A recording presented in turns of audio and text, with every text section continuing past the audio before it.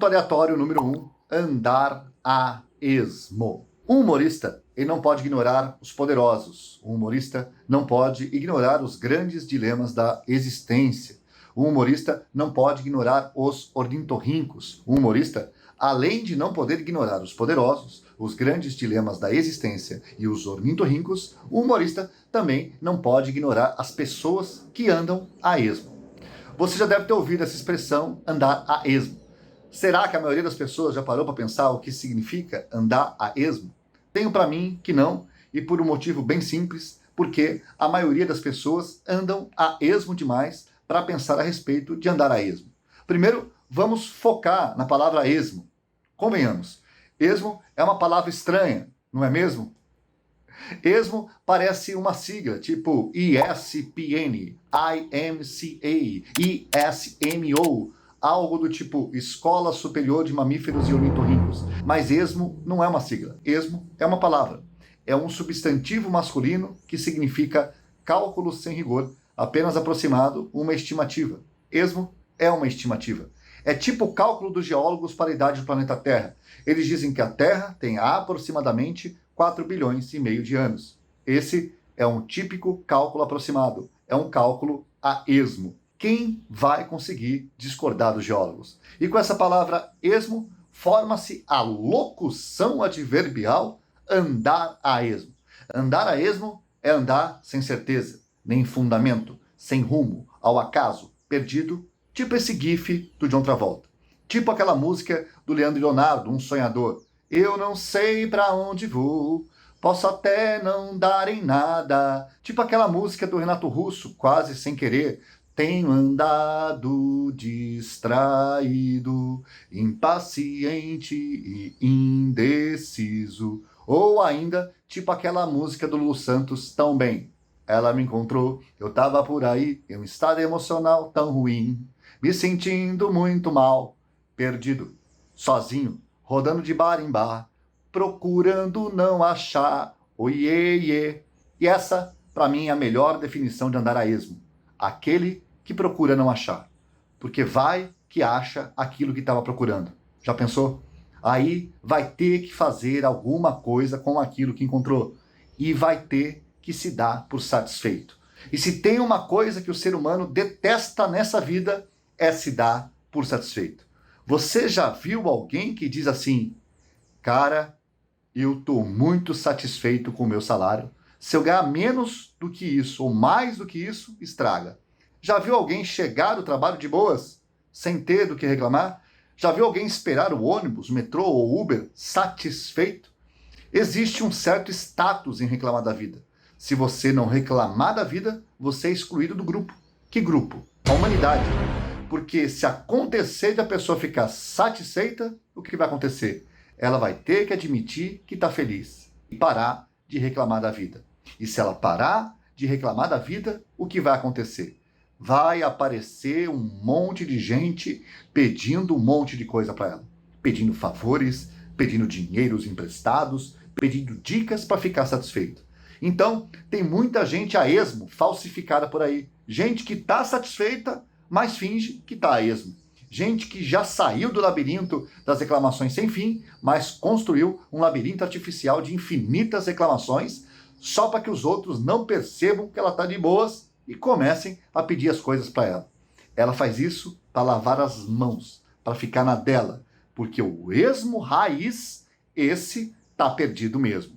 O esmo Nutella é aquele que se faz de perdido só para não ter trabalho com os que estão a esmo mesmo. Isso não está certo. Deveria ter uma lei corrigindo isso. Quem se encontrou não deveria esconder dos outros que se encontrou. E quem está perdido não deveria fingir que se encontrou para ficar vendendo o curso para as outras pessoas se encontrarem e elas acabam ficando ainda mais perdidas. Precisamos urgentemente de um código de ética para o andar a esmo. Precisamos de um cálculo preciso e não de um cálculo aproximado de quem realmente está a esmo. E isso é urgente. Assunto aleatório número 1, botão de REC. Tem toda uma geração que escuta música no Spotify, no YouTube, no iPad, e que não sabe o que é escutar a música na rádio. e que não sabe o que é não saber qual é a próxima música que vai tocar na rádio. É uma geração mimada que sempre quer escolher a música ao invés de ser escolhido pela música.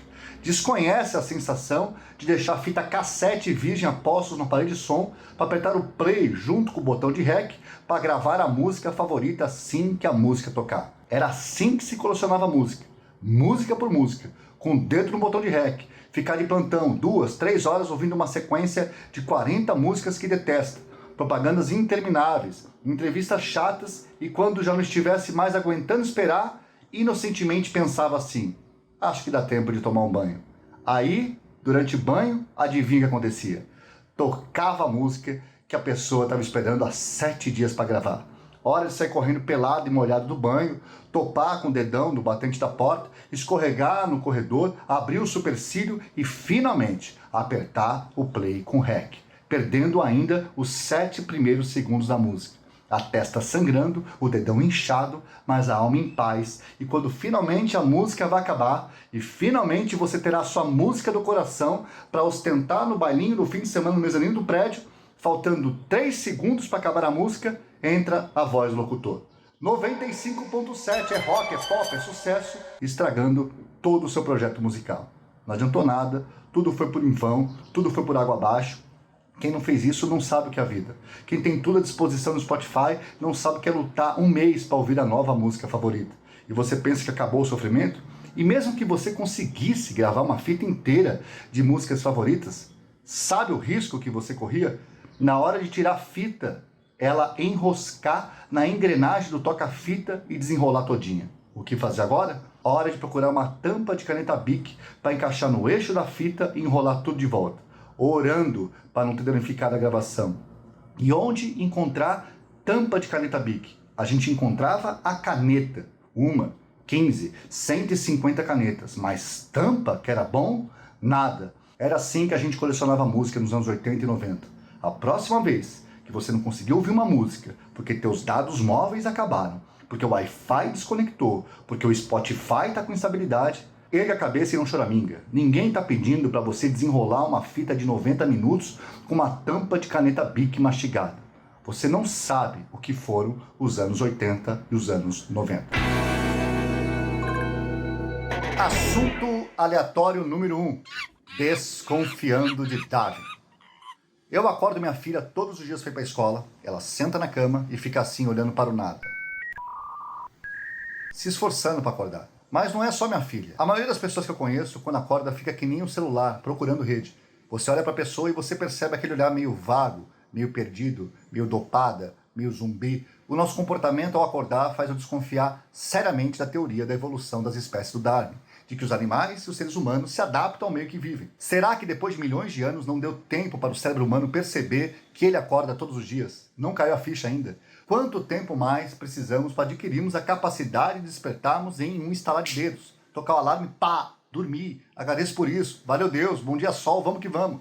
Por que esse nheco-nheco desconfortável para acordar? Por que essa coisa mal resolvida para despertar? Por que essa força centrípeta nos sugando para voltar para a cama? Isso deve querer dizer alguma coisa. Provavelmente é só uma sugestão, talvez isso seja uma mensagem dos céus que a gente não deveria acordar. Já reparou que tudo que o ser humano faz de ruim no mundo foi feito por pessoas que levantaram da cama?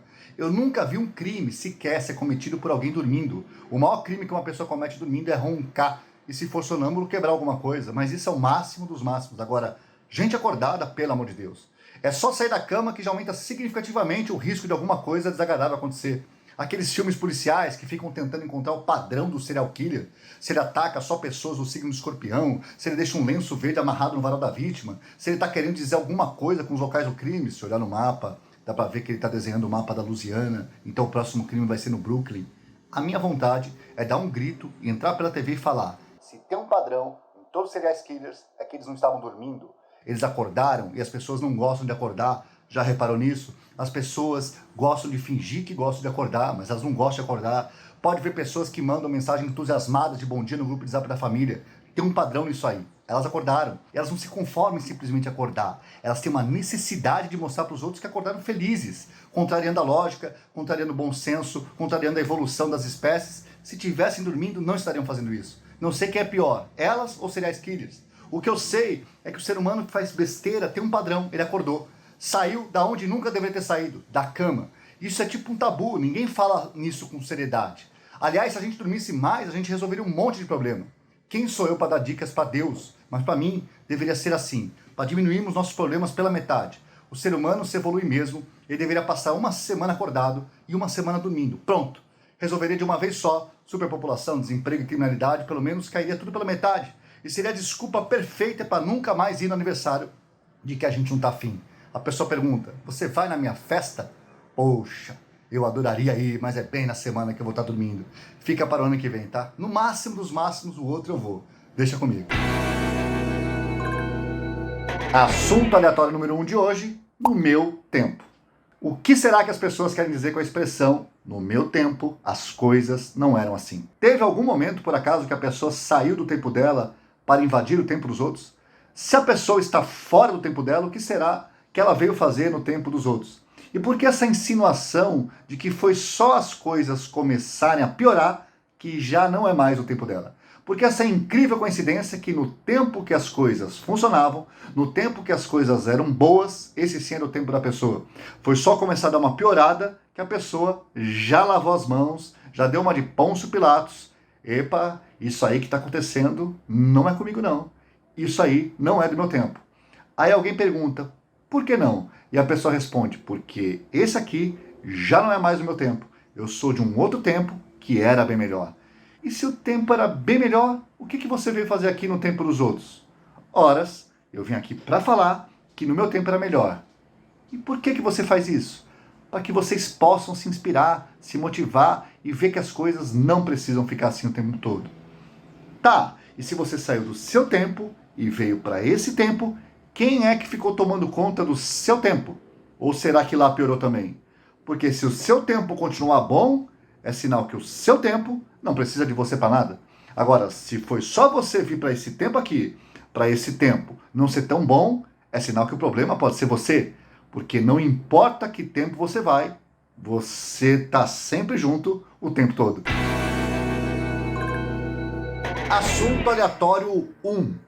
Um doce de pessoa. Precisamos admitir que tem um clima tenso no ar. O negócio está tão tenso que já não dá para brincar com quase ninguém, com quase nada. Não vou nem mencionar com quem não pode brincar, não pode falar de quase nada e de quase ninguém. Tá tão tenso que eu nem sei se ainda dá para falar dos tensos. Daqui a pouco os tensos também vão reclamar que estamos ofendendo os tensos. Que os tensos sofrem preconceito, do jeito que as coisas andam, não vamos poder brincar nem com os preconceituosos. Vão dizer que estamos sendo intolerantes com os preconceituosos e eu nem sei dizer se pega bem zoar os intolerantes também. Vão reclamar que estamos sendo negligentes com os intolerantes. Nessa, os negligentes vão levantar a mão e falar assim, pode parar. Ninguém fala dos negligentes assim não. O clima tá tenso. Se você for tenso, saiba que eu respeito os tensos. Cada um tem o direito de ser do jeito que quiser. Mas o clima tá tão tenso que eu fui falar para uma pessoa a respeito de uma amiga em comum e falei inocentemente, comentei assim, a fulana é um doce de pessoa. Essa que eu tava conversando me olhou com um olhar de fúria e perguntou, como assim, doce de pessoa?